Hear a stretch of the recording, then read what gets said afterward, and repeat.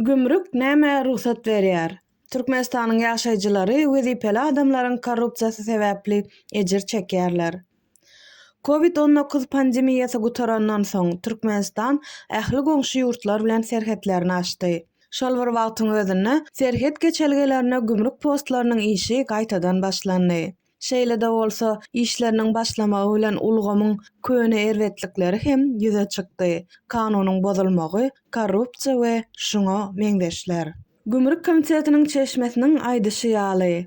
Eýran Islam Respublikasy bilen serhetde ýerleşýän Etrek Sewtinäki 6 Nasır gümrük postunyň halkyň bähbidi üçin däl, wezipeli adamlaryň newisli maksatlary üçin açylanlygyny ynam bilen aýdyp bolar. Ol öz netijesini gümrük komitetiniň işinden nägile bolan Balkan welaýatynyň ýaşaýjylarynyň köp sanly arzysy esasyna tasdiklaýar.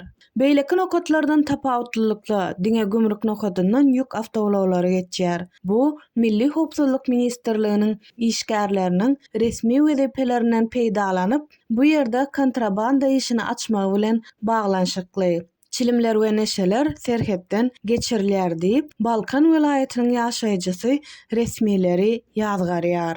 Geçmişde bu welaýatyň ýaşaýjylary Eýran Islam Respublikasyna hususy awtolawlaryna syýahat edýärdiler. Olaryň köpüsi owunuk telekeçilik bilen meşgullanmaly bolýarlar.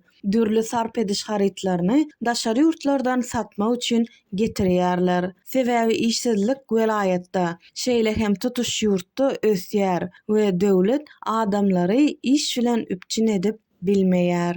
Mysal üçin Etrek Sewtinde bir näçe kollektiv fermalar guruldy. Häzirki wagtda onuň ýaşaýjylary Eýrana gitmek üçin bir näçe ýüz kilometr ýoly gidip Saragat şäherindäki gümrük postundan serhetden geçmäge mejbur bolýarlar. Welaýatyň ýaşaýjylarynyň kiçi telekeçilik we eklenmek üçin başga mümkinçiligi ýok. Balkan welaýatyna iň ýakyn bajgyran gümrük postu Aşgabat şäheriniň golaýyna ýerleşýär. Şeýle de bolsa paýtagtda hasaba alynmadyk awtolawlara girmäge ruhsat berilmeýär. Gümrük gullugynyň işgärleri bu postda köplenç siziň welaýatyňda deýişli gümrük nokatyndan geçin diýerler diýip Balkan welaýatyndan bir kiçi telekeçi çeşmämize aýtdy. Şonuň üçin Balkan welaýatynyň kärdeşleri Saragat gümrükhanasyndan geçmäge mejbur bolýarlar. Bu ýerde bolsa telekeçileriň biriniň pikiriçe doly bulanmajarlyk bar. Saragatda gümrük postunda gümrük işgärleri öz düzgünlerini bozup, beýleki welaýatlardan gelen türkmen raýatlaryny